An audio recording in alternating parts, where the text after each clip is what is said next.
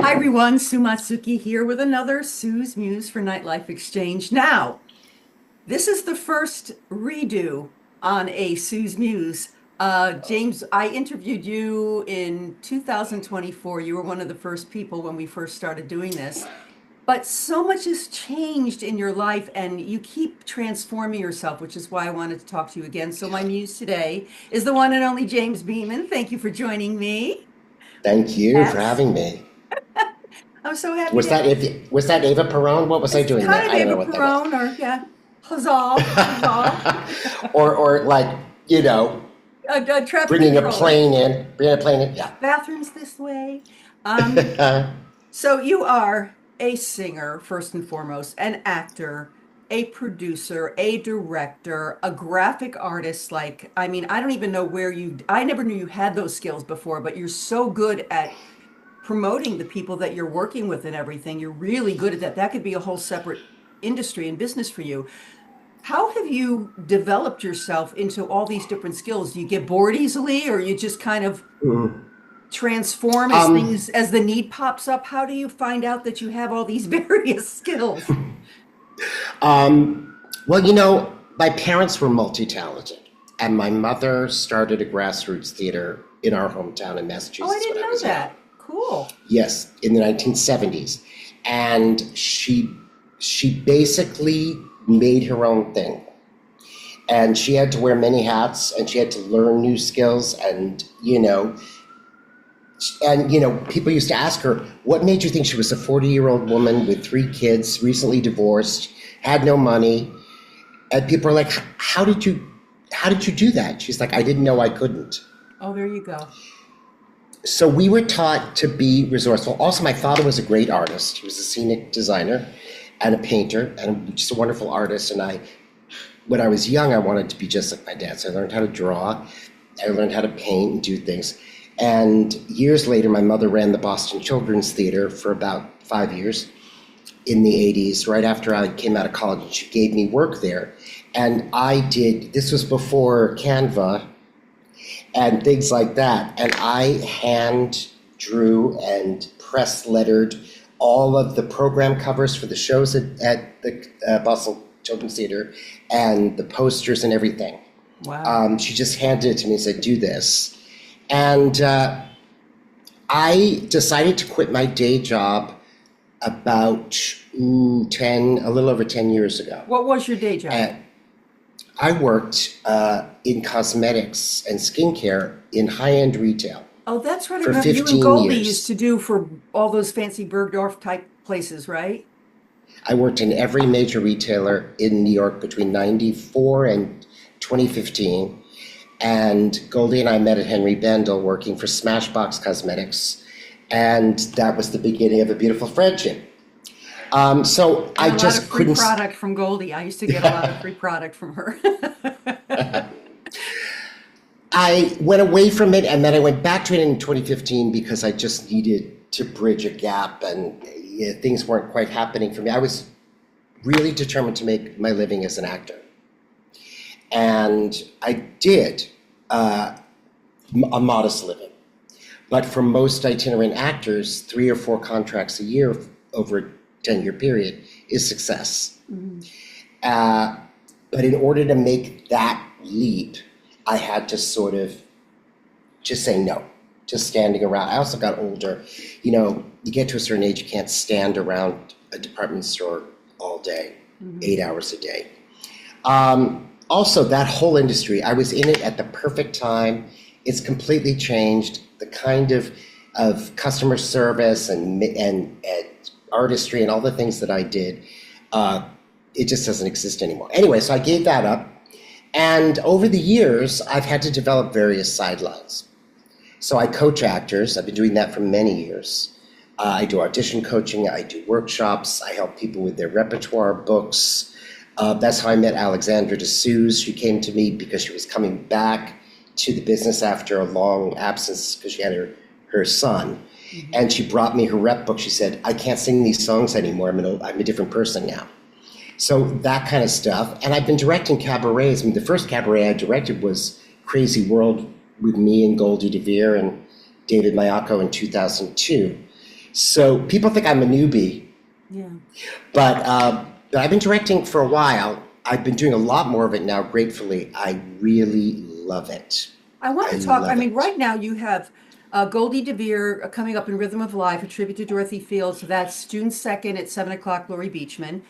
Shortly Yes. after that, Richard Skipper, you've taken on Richard Skipper. God bless you. I'm going to be interviewing him later too. He's the second person that I'm actually going to I revisit love many of Richard these things Skipper. because he's changed so much too. I'm very fascinated about how the two of you have morphed and moved on and keep developing. But Richard's up Yeah. again at Laurie Beachman in on July 10th, and his new What I've Yes. Learned Lessons from the Legends series. Hmm. Alex DeSuze, who's one of I don't know if you know, Alex and I go way back for Sue and Ed's Fabulous Christmas. She worked at Paul's church, so I knew her from singing in church and always had a Oh wow. fantastic voice. But I knew her with her partner as a funny kind of team singer. And now this new show I heard had high acclaim at Chelsea Table. It's just incredible, and her voice is incredible. So Glorious. you take, and then of course you work with Dan and Chrissy Pardo. Dan works with you a lot as a musical director, but they also did their own show, which won a Mac, by the way, just saying. Yes, it did. Yes, it So did. Very proud of that. all four of these products and people are completely different.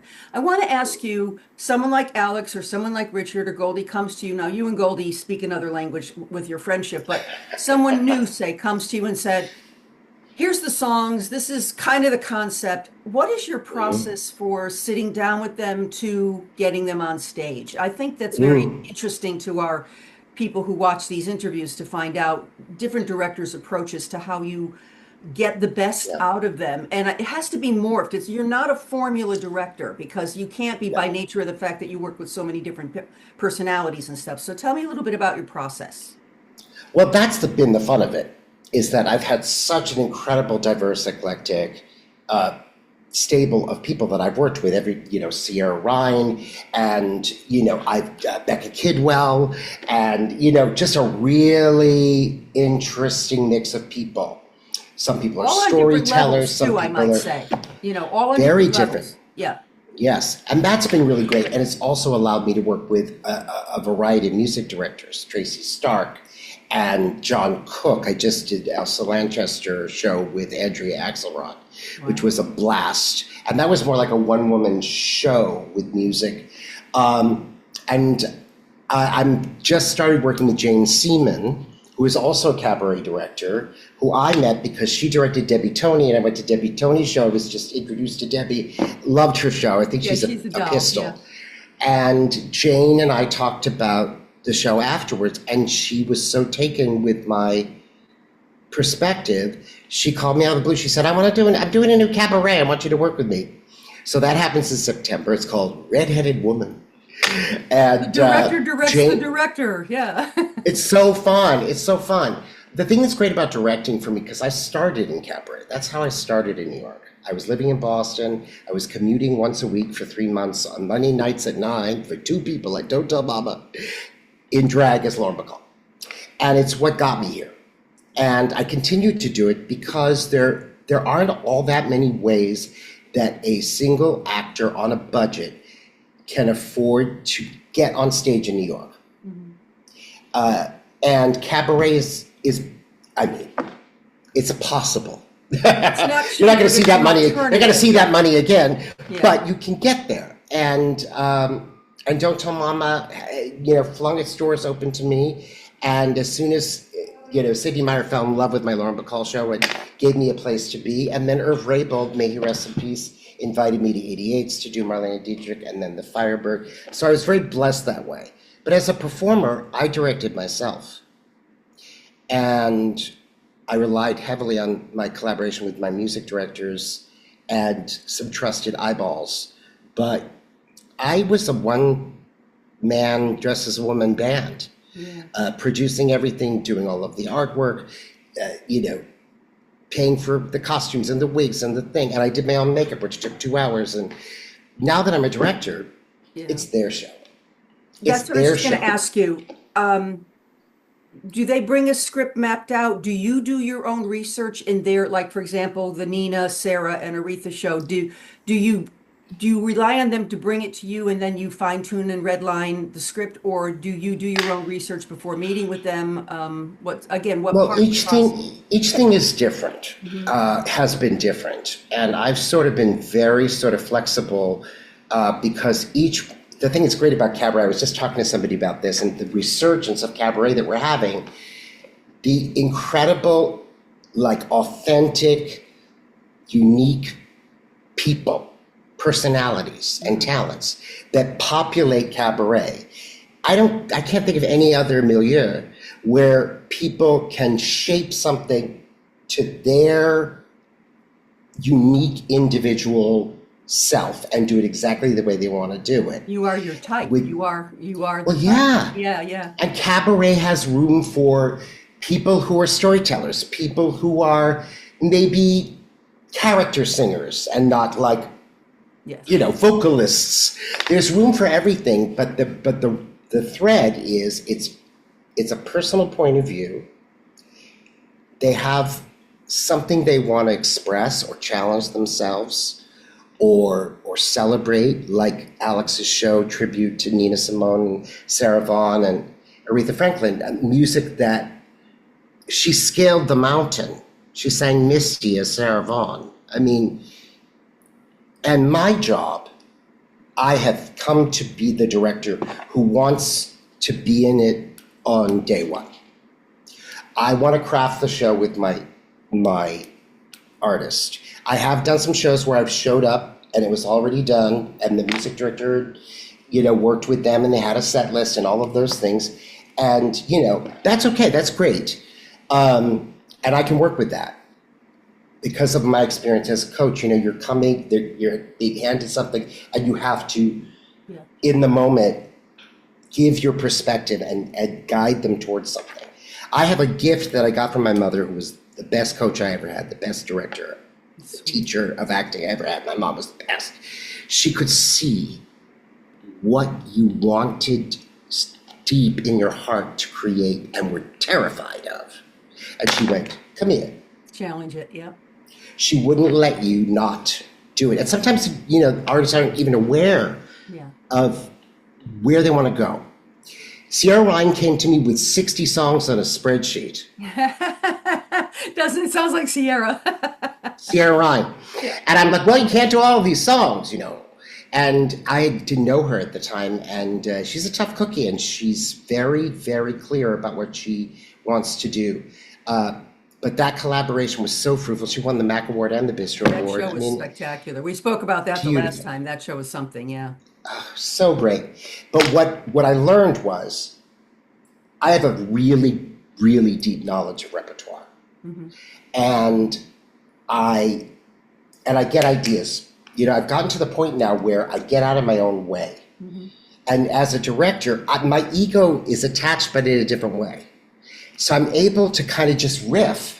I'm also at that point where I have no short-term memory anymore. So if I say Well, none of us something, do. So welcome to the club. somebody has to write it down. Somebody has to write it down, and we have to act on it. But I have kind of a gift for sort of snatching something out of the air that might work with things. I'm the queen of the mashup. I love when two songs speak to each other. I especially like this songbook show that we're doing of Dorothy Fields. We wanted to cover as much as we Well, could. 'Cause, her I mean, body of it's- work is tremendous. How do you do that in 15, 16 songs? So yeah, you can't. Yeah, so we're doing mashups that encompass almost, it's about 20 songs. And getting people, one of the things that people come to cabaret for, the real diehards, they want to rediscover something that they know that has memory attached to it. Fran Lebowitz, in her series that she did, Pretend It's a City, if you haven't seen it, you gotta see it, Oh, it's no, great. fantastic. Yeah. Great. And she's in an interview and she says the two most important artists in the world are chefs and musicians Really? because you live your life to their work. You remember that special dinner. Mm-hmm. Songs have memories attached to them and history attached to them.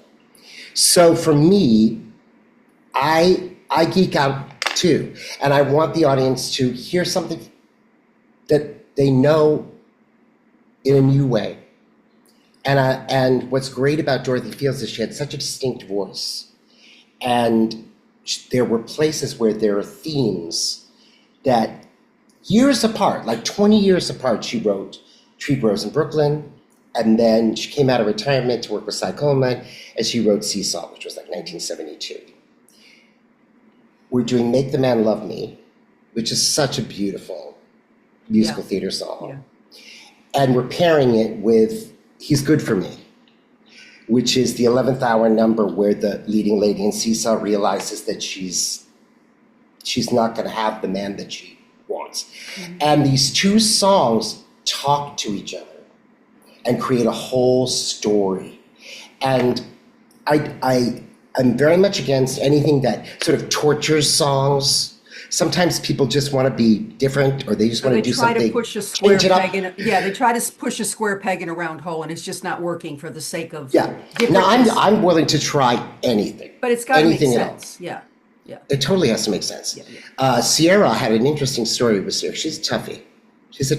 And I had to sell some things to her. And one of them was, I wanted her to sing The Climb by Miley Cyrus. Mm-hmm. Because her show was about striving to build a career in New York. It was called Running in Place. It was this whole thing about pursuing her dreams and keeping going. And The Climb is about that. But as soon as she heard the title, and she went, I'm not singing Miley Cyrus. I'm not going to do it. And I said, well, we're going to do something different with it. And I paired it with little motifs from What I Did for Love. Mm-hmm. And it became a musical theater ballad that was tailored to her vocal style and that incorporated another song that resonated in a new way with this song that we thought we already had made up our minds about. Right. And it was one of the highlights of the show.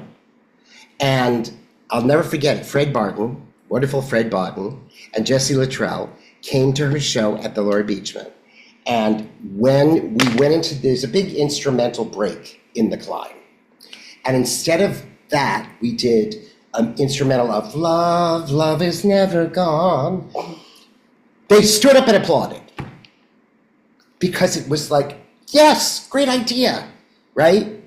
We can't get too cute. We can't get too clever.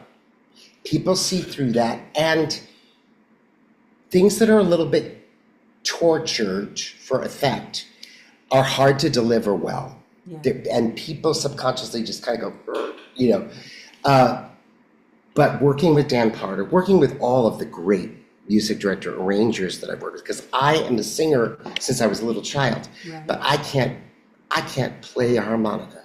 Mm-hmm. I can't play anything. I can read music, and I have a great sense of music. But the wizardry that somebody like Dan Pardo, what instinct. He did in Goldie's last show with the 4 different personalities on that stage, and he played everything, and he was just spectacular. He continues to amaze me. Okay, we have to wrap this up, but I wanted to ask before we close things down, as a singer, as an actor, as a director, as all the things that you bring to the table, what are the 3 words that describe cabaret to you? Intimacy, authenticity, and a sense of, I don't know what the word is, but a sense of moment.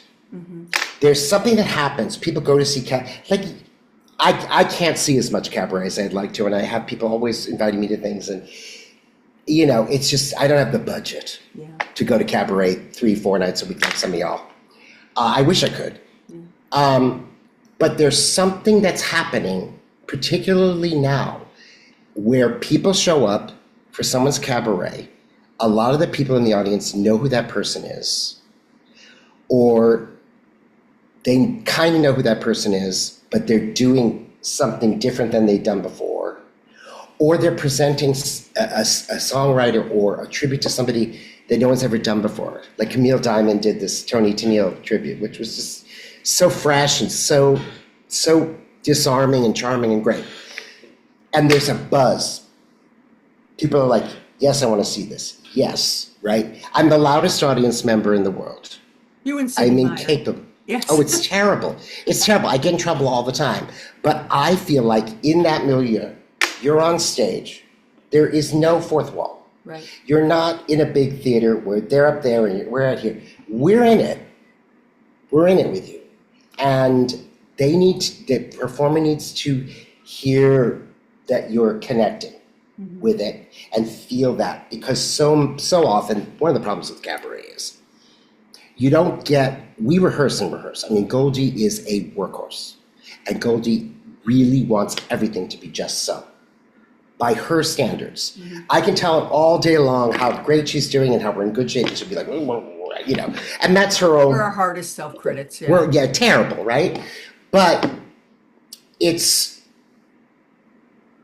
you rehearse and you prepare and you do the things, and most people do their cabaret 2-3 times. You can't afford to do more than that. You try to get your 3 in so that you're in there for the MAC award. It's hard to bring it back. It's hard to reassemble it. But it's also hard to put a show down. You know what I mean? I mourn every time I do a show, because it doesn't really get legs until the third performance, right? It's so true. Hopefully you're there.